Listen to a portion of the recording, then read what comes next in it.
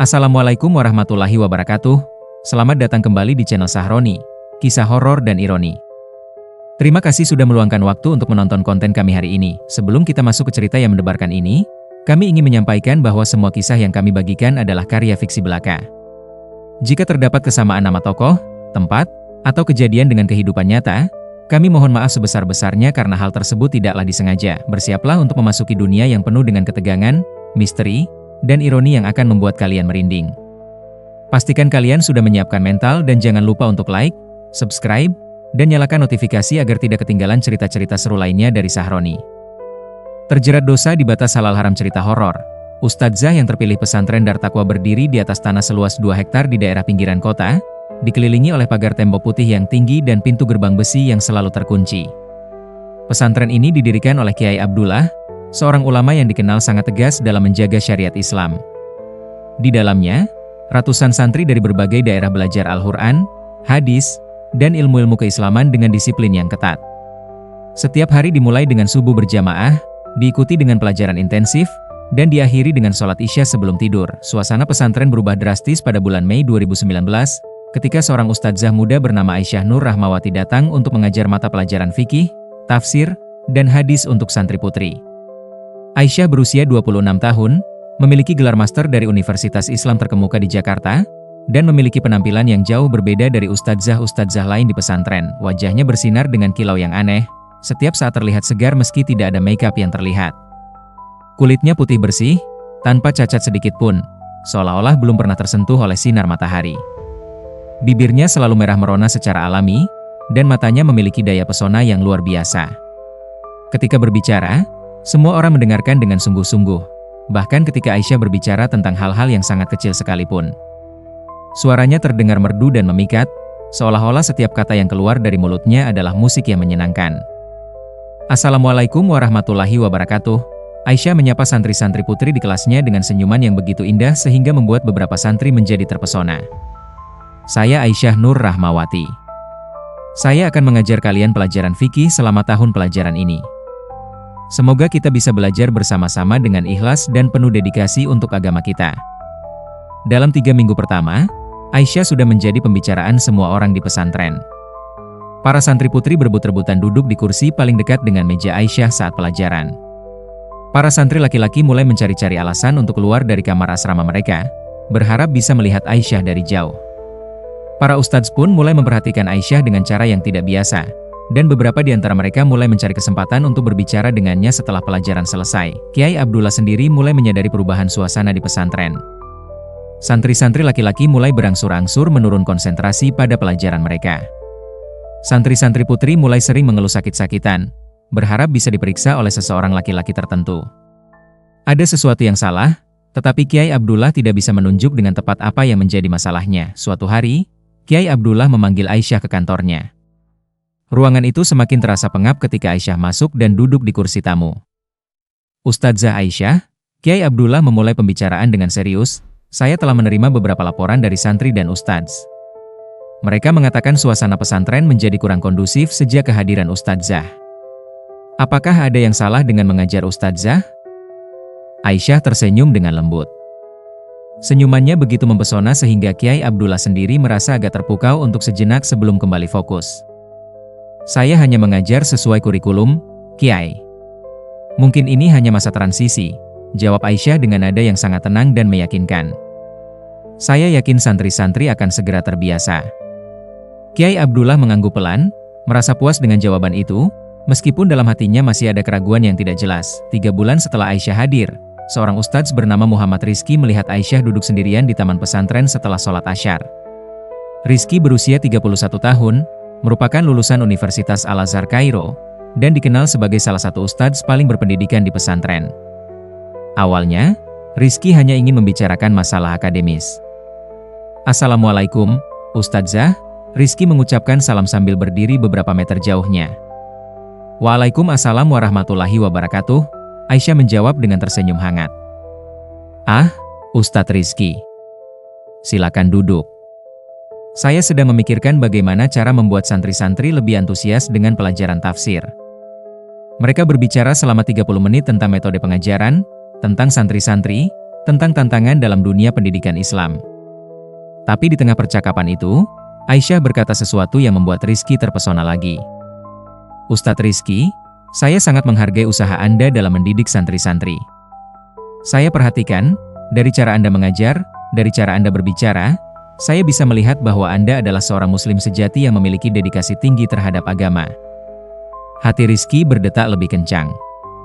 Dia berhasil menolak godaan yang kuat itu dengan meninggalkan tempat duduk dan berpamitan dengan alasan harus memimpin madrasah diniyah untuk santri-santri junior. Namun, sejak percakapan itu, Rizky tidak bisa berhenti memikirkan Aisyah.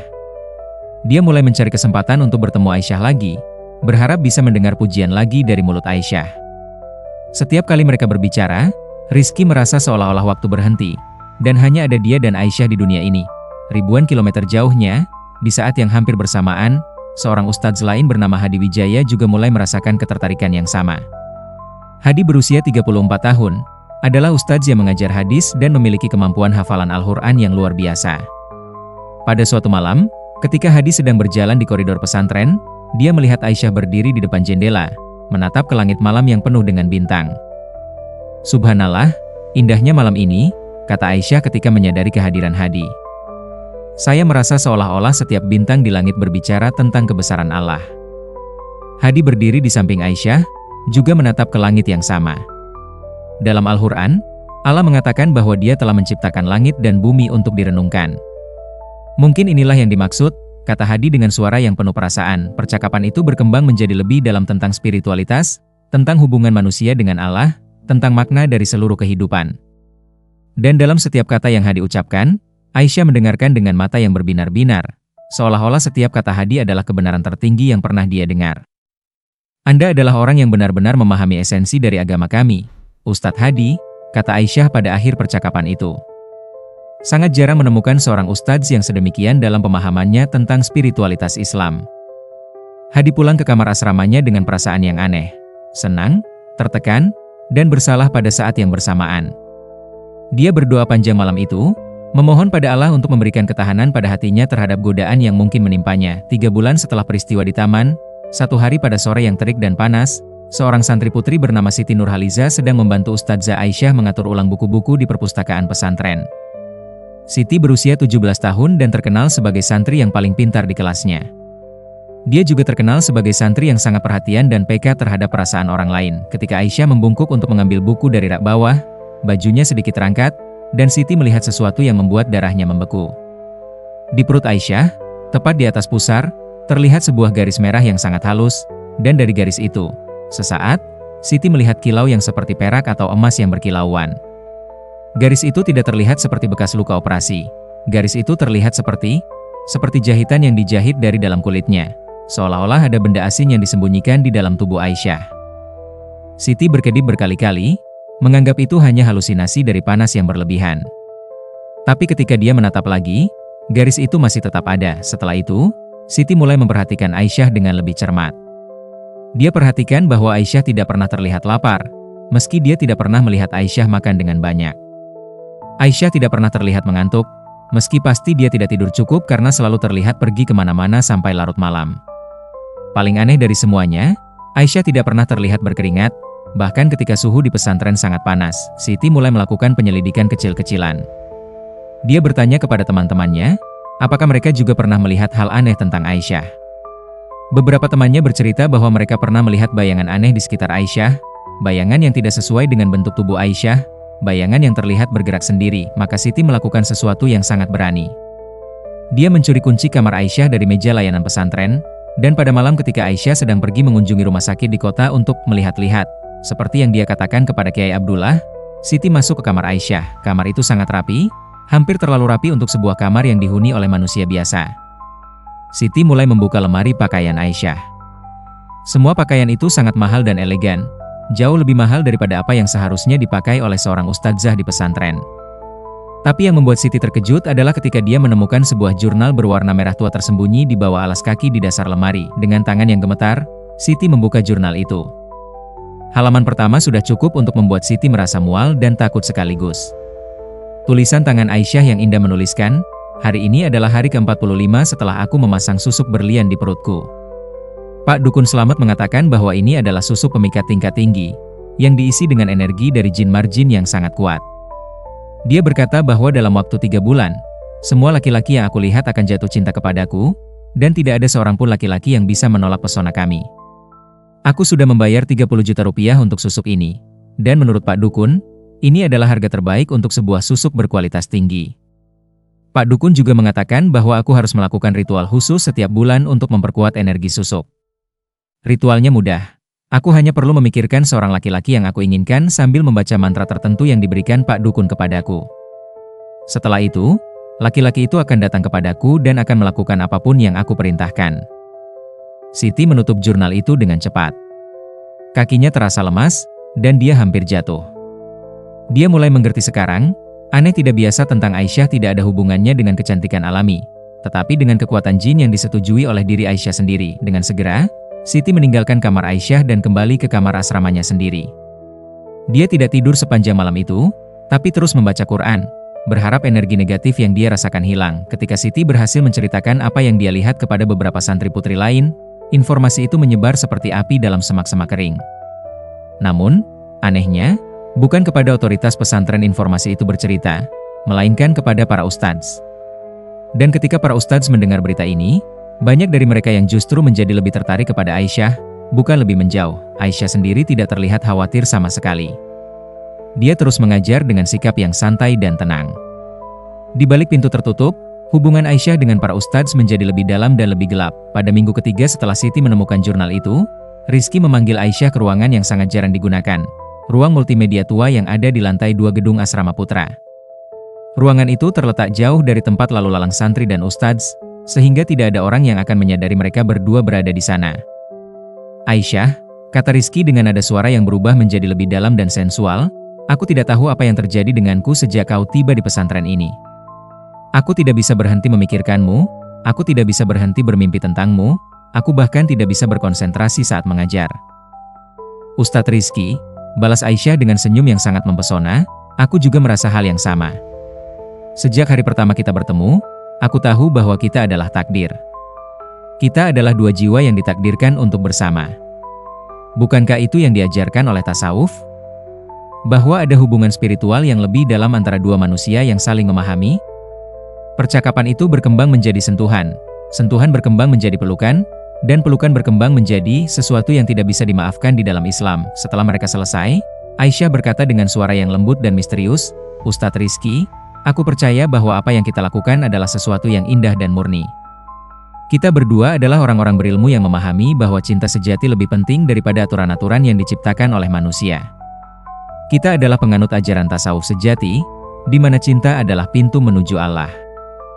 Rizky mengangguk dalam keadaan bingung dan terpukau, menjawab dengan penuh kepercayaan pada kata-kata Aisyah. Setelah peristiwa itu, Aisyah mulai menjadwalkan pertemuan pribadi dengan Hadi, dengan Nasrullah, ustadz yang mengajar sejarah Islam, dengan Bambang, ustadz yang mengajar bahasa Arab, dan dengan puluhan ustadz lain di pesantren. Setiap pertemuan diatur dengan sangat hati-hati, dengan waktu yang berbeda, dan di tempat-tempat berbeda yang jauh dari pandangan publik. Dalam setiap pertemuan, Aisyah menggunakan kata-kata spiritual yang sangat mewah dan indah untuk membuat para ustadz percaya bahwa apa yang mereka lakukan bersama adalah bagian dari pencerahan spiritual atau penyatuan jiwa dalam cinta ilahi. Dia berbicara tentang konsep-konsep mistik dari tasawuf, tentang sufi-sufi terkemuka yang pernah menjalani pengalaman spiritual yang serupa, tentang bagaimana cinta sejati adalah jalan menuju kehampaan diri dan persatuan dengan yang ilahi. Sebagian besar para ustadz tidak bisa menentang kata-kata itu, karena mereka sendiri adalah orang-orang yang berpendidikan dalam ilmu Islam, tetapi kekuatan susuk yang Aisyah miliki telah membutakan mata hati mereka terhadap kebenaran. Hanya Rizky yang mulai merasa ada sesuatu yang sangat salah. 3 bulan setelah hubungan Rizky dengan Aisyah dimulai, Rizky mulai mengalami mimpi-mimpi yang mengerikan. Dalam mimpi-mimpi itu, dia melihat wajah Aisyah berubah menjadi wajah yang mengerikan, dengan mata yang membara merah, dan mulut yang terbuka sangat lebar. Di dalam mulut Aisyah itu, Rizky bisa melihat kegelapan yang tak terbatas dan suara-suara yang terdengar seperti jeritan manusia yang menderita. Setiap kali Rizky bangun dari mimpi-mimpi itu, dia menemukan dirinya sedang berkeringat dingin dan hatinya sedang berdetak sangat cepat. Dia mulai membaca lebih banyak kitab-kitab tasawuf dan kitab-kitab tentang jin, mencoba memahami apa yang sedang terjadi dengannya. Suatu hari, Rizky pergi ke rumah Kiai Abdullah dan meminta untuk berbicara dengannya secara pribadi. Mereka duduk di ruang tamu Kiai Abdullah, dengan teh panas dan kurma yang disajikan oleh istri Kiai. Kiai, kata Rizky dengan suara yang sangat berat, saya ingin memberitahu Anda sesuatu yang sangat penting. Sesuatu yang telah mengkhianati kepercayaan yang Anda berikan kepada kami. Rizky kemudian menceritakan semuanya, tentang pertemuan darinya dengan Aisyah, tentang jurnal yang ditemukan oleh Siti, tentang susuk yang dipercayai memiliki kekuatan jin, tentang para ustadz lain yang juga terlibat dalam hubungan yang sama dengan Aisyah. Saat Rizky berbicara, air matanya mulai mengalir, dan dia terus-menerus mengucapkan istighfar. Kiai Abdullah mendengarkan dengan wajah yang menjadi semakin gelap seiring dengan berjalannya cerita. Ketika Rizky selesai, ada keheningan yang sangat panjang. "Apakah Anda benar-benar percaya hal-hal ini, Ustadz Rizky?" tanya Kiai Abdullah dengan nada suara yang sangat serius. "Ya, Kiai. Saya sudah merasakan sendiri kekuatannya. Dan saya tahu bahwa ini adalah dosa besar yang sulit untuk dimaafkan oleh Allah." Kiai Abdullah mengangguk pelan, kemudian berkata, "Besok pagi, kita akan memanggil Ustadzah Aisyah untuk berbicara dengannya. Dan jika apa yang Anda katakan adalah benar, maka kita harus bertindak sesuai dengan hukum Islam dan hukum negara." Keesokan paginya, Kiai Abdullah memanggil Aisyah ke kantornya. Kali ini, Rizky juga dihadirkan, bersama dengan Hadi dan Nasrullah yang telah diinformasikan tentang kehadiran mereka di kantor Kiai. Ketika Aisyah memasuki ruangan, dia terlihat tidak terkejut sama sekali. Dia bahkan terlihat sedikit tersenyum, seolah-olah dia sudah mengetahui apa yang akan terjadi. "Assalamualaikum, Kiai," sapa Aisyah dengan nada suara yang sangat lembut. "Saya dengar Kiai ingin berbicara dengan saya pagi ini. Apakah ini tentang pelajaran?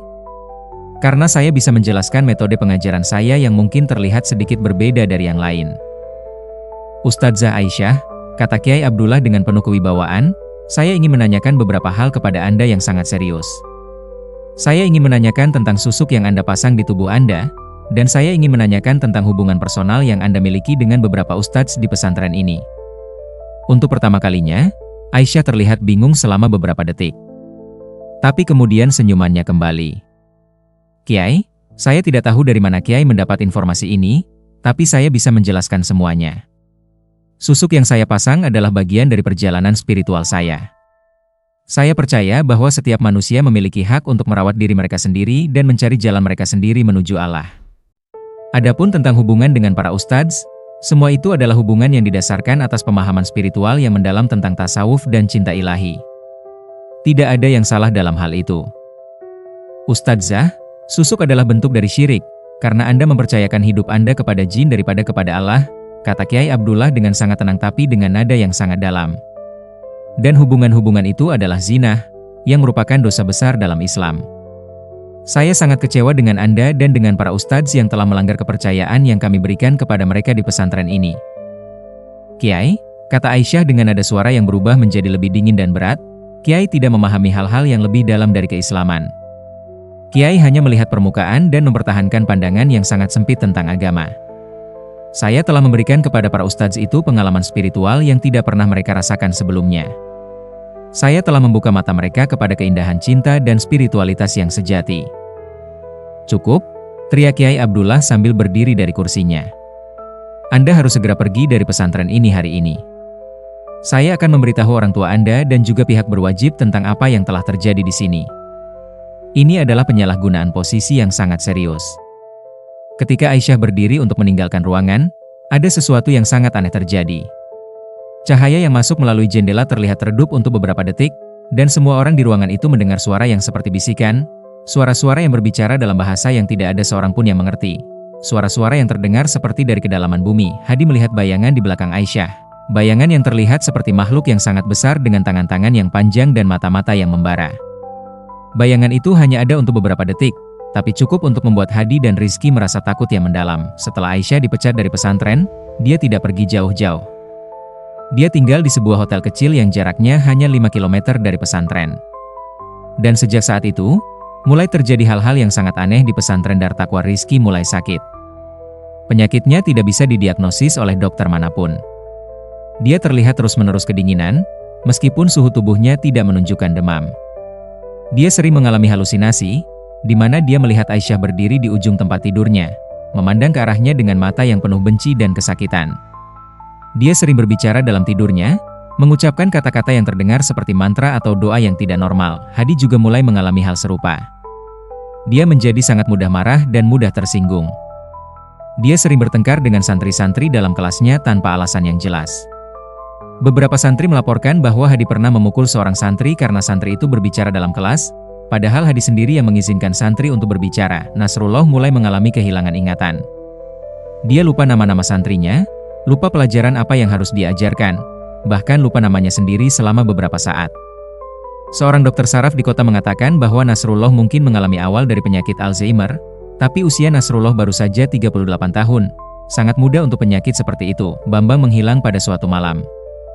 Dia pergi dari asramanya setelah sholat Isya dan tidak pernah kembali. Pencarian dilakukan, tetapi Bambang tidak ditemukan. Beberapa minggu kemudian, seorang petani menemukan Bambang di tengah sawahnya dalam keadaan yang sangat mengkhawatirkan. Bambang sudah menjadi agak gila, tidak berbicara dengan jelas, dan terus-menerus mengucapkan nama Aisyah berulang-ulang. Kiai Abdullah akhirnya memutuskan untuk menghubungi pihak kepolisian dan juga kepala dinas pendidikan. Polisi mulai menyelidiki kasus Aisyah dan menemukan bahwa Aisyah sebenarnya memiliki beberapa kasus serupa di pesantren-pesantren lain. Dia pernah bekerja sebagai ustadzah di 4 pesantren lain sebelum datang ke Dar Taqwa, dan di setiap pesantren, pola yang sama terjadi. Para ustadz jatuh di bawah pengaruhnya, hubungan-hubungan gelap terjadi, dan kemudian ketika Aisyah pergi, para ustadz mulai mengalami penyakit aneh dan gangguan mental yang serius. Polisi akhirnya berhasil menangkap Aisyah di hotel tempat dia tinggal. Ketika pintu kamarnya dibuka oleh polisi, baunya sangat tidak sedap, bau daging yang membusuk dan bau mayat. Ruangan itu sangat kotor, dengan pakaian-pakaian berserakan di mana-mana, dan di sudut ruangan, ada sebuah altar kecil yang dipenuhi dengan boneka-boneka kecil yang ditusuk dengan jarum, lilin-lilin hitam, dan tulisan-tulisan dalam bahasa yang tidak dapat dipahami. Setiap boneka kecil itu memiliki nama yang ditulis di atasnya. Nama-nama dari para ustadz yang telah berhubungan dengan Aisyah. Dan di bawah setiap boneka, ada catatan-catatan yang berisi tentang hal-hal apa yang telah dilakukan kepada masing-masing ustadz melalui magik hitam. Ketika polisi menanyai Aisyah tentang boneka-boneka itu, Aisyah tertawa dengan tawa yang sangat dingin dan mengerikan. "Apa yang kalian bicarakan?" tanya Aisyah dengan mata yang memandang kosong ke depan. "Saya tidak tahu apa-apa tentang boneka-boneka itu. Saya hanya seorang ustadzah yang mengajar di pesantren. Yang menyuruh saya melakukan hal-hal itu adalah dia." "Dia? Siapa dia?" tanya polisi. "Jin," jawab Aisyah dengan tersenyum. "Jin bernama Marjin, yang tinggal dalam susu kami. Dia adalah orang yang mengendalikan semuanya. Saya hanya melakukan apa yang dia perintahkan kepada saya. Dia menginginkan saya untuk menemukan para ustadz yang kuat imannya dan membuat mereka jatuh, membuat mereka berbuat dosa. Karena setiap kali seorang muslim berbuat dosa, terutama dosa sebesar ini, Marjin menjadi lebih kuat dan lebih dekat kepada kemenangan." Psikolog yang diminta untuk memeriksa Aisyah menyimpulkan bahwa Aisyah mengalami gangguan kepribadian ganda yang serius, di mana ada kepribadian lain dalam dirinya yang bertanggung jawab atas hal-hal yang telah dilakukan oleh Aisyah. Tapi tidak ada penjelasan ilmiah yang bisa menjelaskan tentang fenomena yang terjadi kepada para ustadz, atau tentang boneka-boneka yang sudah dihitung dan memiliki tulisan nama di atasnya. 2 minggu setelah penangkapan Aisyah, Rizky bunuh diri. Dia melompat dari atap gedung asrama putra pada pagi hari, saat semua santri masih tidur. Mayatnya ditemukan oleh seorang santri yang kebetulan bangun lebih awal untuk sholat subuh. Sebelum dia melompat, Rizky meninggalkan sebuah surat yang singkat. "Saya tidak bisa lagi menanggung beban dosa yang saya bawa. Setiap hari, saya merasa seolah-olah ada makhluk yang menghisap nyawa saya perlahan-lahan. Setiap malam, saya bermimpi tentang api neraka. Saya tahu bahwa taubat saya tidak akan pernah diterima oleh Allah, karena dosa yang saya lakukan terlalu besar. Saya mohon kepada orang-orang yang saya sayangi untuk memaafkan saya. Terutama kepada Kiai Abdullah, kepada istri saya yang telah menunggu saya bertahun-tahun, kepada santri-santri saya yang telah saya kecewakan. Saya tidak bisa lagi memikul beban ini. Saya memilih untuk mengakhiri semuanya di sini." Ketika mayat Rizky diturunkan oleh petugas kesehatan, beberapa santri yang menyaksikan berkata bahwa mereka melihat bayangan hitam yang meninggalkan tubuh Rizky. Bayangan yang terlihat seperti manusia dengan kepala yang berbentuk aneh dan mata yang merah membara. Hadi jatuh sakit parah beberapa hari setelah kematian Rizky. Dia dirawat di rumah sakit dan mengalami halusinasi yang sangat buruk. Dokter memberikan obat-obatan penenang yang sangat kuat, tapi halusinasi Hadi tidak juga hilang. Hadi terus-menerus meminta untuk bertemu dengan Aisyah, berharap Aisyah bisa melepaskannya dari penderitaan yang dialaminya. Nasrullah terus mengalami penurunan mental yang progresif. Dalam beberapa bulan, Dia berubah menjadi seseorang yang hampir seperti bayi baru lahir. Dia tidak bisa berbicara dengan jelas, tidak bisa mengontrol buang air kecil dan besar, dan terus-menerus menangis tanpa sebab yang jelas. Akhirnya, istri Nasrullah memutuskan untuk membawanya ke rumah mereka dan merawatnya sendirian. Dengan bantuan perawat pribadi, Bambang dirawat di rumah sakit jiwa, dan dokter-dokter di sana tidak bisa memahami kondisinya. Dia tidak merespons terhadap obat-obatan apapun, dan terus-menerus berbisik, "Aisyah," dengan nada suara yang sangat sedih dan penuh penyesalan. Di ruang tahanan kepolisian, Aisyah ditemukan tergantung pada suatu pagi. Dia telah menggunakan spray untuk membuat tali, dan kemudian menggantungkan dirinya di sudut ruangan. Tidak ada yang bisa mencegahnya. Meskipun polisi mengatakan bahwa mereka telah mengecek selnya setiap jam, ketika mayat Aisyah diturunkan, dokter forensik yang memeriksa mayatnya melaporkan hal-hal yang sangat aneh. Pada perut Aisyah, di mana susuk berlian itu seharusnya ada, sekarang terdapat lubang yang sangat besar, lubang yang seolah-olah sesuatu yang besar telah keluar dari dalam tubuh Aisyah dengan cara yang sangat brutal. Polisi yang berada di dekat mayat Aisyah melaporkan bahwa mereka melihat bayangan hitam yang sangat besar terbang keluar dari lubang itu. Dan bayangan itu terbang keluar dari ruangan tersebut. Bayangan itu terlihat seperti makhluk yang sangat besar, dengan sayap-sayap yang panjang, dan wajah yang paling mengerikan yang pernah mereka lihat. Suaranya terdengar seperti jeritan 1000 orang yang tengah menderita di dalam api. Semua polisi yang berada di ruangan itu mengatakan bahwa mereka mengalami serangan jantung yang ringan, dan beberapa di antaranya meminta untuk meninggalkan pekerjaan mereka karena trauma yang mereka alami. 6 bulan setelah semua peristiwa berakhir, Kiai Abdullah mengundang semua orang yang terlibat dalam kasus Aisyah untuk berkumpul kembali di pesantren untuk melakukan doa bersama dan membaca Quran untuk memohon ampun kepada Allah atas semua hal yang telah terjadi. Di ruang utama pesantren, dengan cahaya lilin yang redup, mereka semua duduk melingkar. Kiai Abdullah, istri Kiai yang terlihat sangat sedih dan lelah, beberapa santri putri termasuk Siti yang masih trauma, Hadi yang terlihat jauh lebih tua dari usianya yang sebenarnya, Nasrullah, yang dibawa dari rumah dalam kondisi yang sangat parah, istri Rizky yang masih sering menangis, dan beberapa polisi yang ingin turut berdoa untuk kedamaian Aisyah dan para korban. Ketika mereka mulai membaca surat Yasin untuk mendoakan kedamaian Aisyah, karena meskipun Aisyah telah melakukan hal-hal yang sangat salah, dia masih tetap seorang muslim yang berhak untuk didoakan. Tiba-tiba cahaya lilin-lilin mulai bergerak-gerak sendiri tanpa ada hembusan angin. Suhu di ruangan itu menjadi sangat dingin, meskipun di luar suhu sangat panas. Siti melaporkan bahwa dia melihat sosok Aisyah berdiri di tengah-tengah lingkaran mereka, tapi Aisyah terlihat berbeda. Wajahnya sangat pucat, matanya sangat kosong, dan dari tubuhnya mengalir cahaya biru yang sangat terang. Sosok Aisyah itu berbicara dengan suara yang sangat halus dan sedih. "Saya mohon kepada semua kalian untuk memohon kepada Allah untuk memaafkan saya. Saya telah melakukan hal-hal yang sangat mengerikan, dan saya tahu bahwa tidak ada pemaafan untuk apa yang telah saya lakukan. Tapi saya ingin kalian tahu bahwa semua ini bukan sepenuhnya kesalahan saya. Saya adalah korban, sama seperti kalian semua adalah korban. Jin marjin itu adalah roh yang sangat jahat, yang telah menyelesaikan jasanya ribuan tahun yang lalu, tapi masih hidup dalam bentuk spiritual yang sangat jahat. Dia telah menggunakan saya sebagai alat untuk menyebarkan kerusakan dan dosa. Dia mencari-cari orang-orang yang memiliki kelemahan spiritual yang sama seperti saya, orang-orang yang termakan oleh ambisi dan keinginan untuk memiliki kekuatan yang tidak seharusnya mereka miliki. Saya berharap bahwa penderitaan yang saya alami dapat menjadi pelajaran bagi kalian semua bahwa tidak ada jalan pintas dalam agama, dan tidak ada hal seperti kekuatan supranatural yang bisa membuat hidup kita lebih mudah tanpa konsekuensi." Setelah itu, sosok Aisyah menghilang, dan semua orang di ruangan itu terbangun dari trance atau keadaan tidak sadar. Mereka saling memandang dengan mata yang lebar, tidak tahu apakah yang mereka alami adalah nyata atau hanya halusinasi kolektif. Sejak malam itu, tidak ada lagi fenomena aneh yang terjadi di pesantren Dar Taqwa. Hadi mulai pulih, meskipun dia tidak pernah kembali mengajar. Dia meminta untuk pensiun dini dari pesantren dan pindah ke daerah yang jauh, berharap bisa memulai hidup yang baru. Nasrullah tetap dalam kondisi yang sama, tapi istri Nasrullah melaporkan bahwa halusinasi yang Nasrullah alami sudah berkurang. Bambang dilepaskan dari rumah sakit jiwa setelah dokter-dokter menganggap bahwa tidak ada lagi yang bisa dilakukan untuk menolongnya. Dan dia sekarang tinggal dengan keluarganya di desa yang sangat terpencil. Istri Rizky akhirnya meninggal 3 tahun kemudian, dari penyakit jantung yang acute. Dokter mengatakan bahwa meskipun secara medis penyakitnya adalah penyakit jantung yang normal, dia tidak pernah menemukan kasus penyakit jantung yang berkembang begitu cepat dan begitu parah pada seseorang yang awalnya sangat sehat. Kiai Abdullah menulis sebuah buku tentang pengalaman yang menimpa pesantren Dar Taqwa. Buku itu berjudul Terjerat Dosa di Batas Halal Haram, sebuah peringatan tentang bahaya mistisisme dan kesirikan dalam kehidupan seorang muslim. Dalam bukunya, Kiai Abdullah menulis, kisah tentang Ustadzah Aisyah adalah sebuah peringatan yang sangat penting bagi semua umat muslim, terutama bagi mereka yang bekerja di institusi pendidikan Islam. Kita harus memahami bahwa tidak ada hal seperti jalan pintas dalam kehidupan spiritual kita. Ketika kita mencoba untuk memiliki kekuatan yang tidak seharusnya kita miliki, ketika kita mempercayai kepada hal-hal di luar Allah untuk memberikan kesuksesan dan keindahan, kita sebenarnya sedang membuka pintu kepada kerusakan spiritual yang sangat dalam dan sangat berbahaya.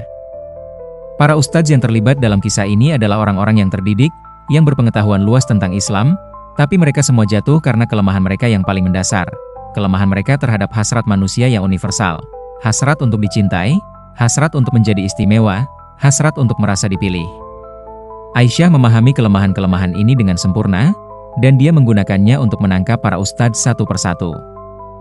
Saya percaya bahwa Aisyah adalah seorang yang menderita yang telah dipimpin ke jalan yang sangat keliru oleh orang-orang yang mengerti tentang kekuatan jin dan bagaimana cara memanfaatkannya untuk tujuan-tujuan yang jahat. Tapi terlepas dari simpati saya kepada Aisyah, saya tidak bisa mengabaikan fakta bahwa tindakan-tindakannya telah menyebabkan kerusakan yang sangat besar kepada banyak orang, tidak hanya kepada para ustadz, tapi juga kepada keluarga-keluarga mereka, kepada santri-santri yang telah menyaksikan kehancuran para guru mereka, dan kepada seluruh komunitas pesantren. Semoga kisah ini menjadi sebuah pengingat bagi kita semua bahwa Islam telah memberikan kita semua yang kita butuhkan untuk hidup yang bermakna dan bahagia, tanpa perlu untuk mencari bantuan dari makhluk-makhluk gaib yang jahat. Dan semoga Allah memberikan kita kebijaksanaan dan kekuatan untuk menolak godaan-godaan yang akan datang kepada kita di masa depan. Buku Kiai Abdullah menjadi sangat populer di kalangan pesantren-pesantren di Indonesia, dan banyak pesantren yang mulai melakukan pemeriksaan yang lebih ketat kepada calon-calon tenaga pengajar mereka, terutama yang datang dari luar dengan penampilan yang terlalu sempurna atau dengan penawaran-penawaran yang terlihat terlalu bagus untuk menjadi kenyataan.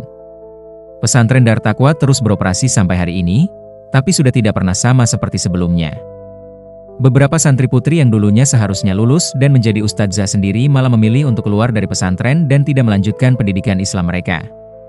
Suasana pesantren menjadi lebih berat dan lebih serius, dengan lebih sedikit tawa dan lebih banyak introspeksi. Kiai Abdullah, yang sebelumnya terkenal sebagai seorang kiai yang tegas tapi bijaksana, menjadi semakin risih dan sering terlihat sedih.